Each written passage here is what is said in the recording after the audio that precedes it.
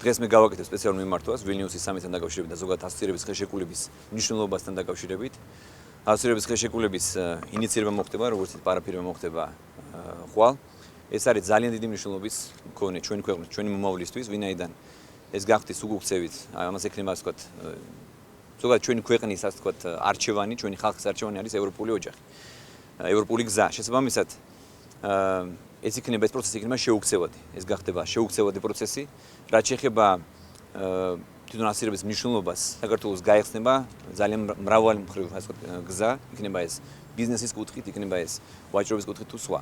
ასე რომ კიდევ ერთხელ მე მინდა მივულოცო თითოეულ მოქალაქეს, თითოეულ ქართველს ვილნიუსის სამიტის ასე ვთქვათ მნიშვნელობა კიდევ ერთხელ ხაზგასმით მინდა აღვნიშნო, რომ ამას აქვს უდიდესი მნიშვნელობა ჩვენი ქვეყნისთვის, ჩვენი მომავლისთვის, ჩვენი შვილებისთვის. ვილნიუსთან დაკავშირებითაც ძალიან გააქტიურდა ოკუპირებულ ტერიტორიებზე წერტილოვანი ადამიანების გადაცემა, იქ სახნავსათესების დამუშავება, ქართული მიწების. რამდენად ელოდებით, რომ შესაძლებელი იყოს ეს წერტილოვანი პროვოკაციები რუსეთისგან, რაც უფრო ახლოვდება ეს პროცესი? რაც შეეხება პროვოკაციებს, ჩვენ მრავალ პროვოკაციებს გვინახავს.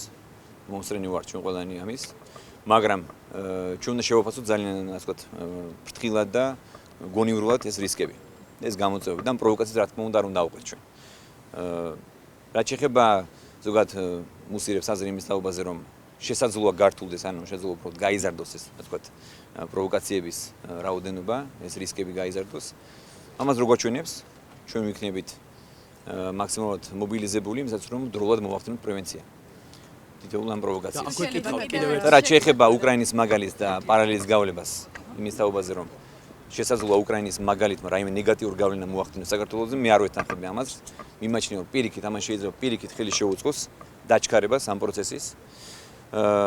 და რაც თავარია, უკრაინის მაგალითი არ არის შესაფერისი, იქიდან გამომდინარე, რომ საქართველო ნაკლებად დამოკიდებული არის რუსეთზე. უკრაინა და ასევე მოლდოვაზე იყო საუბარი, ეს ორი ქვეყანა არის მეტად დამოკიდებული რუსეთზე, შესაბამისად მათ მეტი ბერკეტები აქვს პოლიტიკური თუ ეკონომიკური. დიდი მადლობა.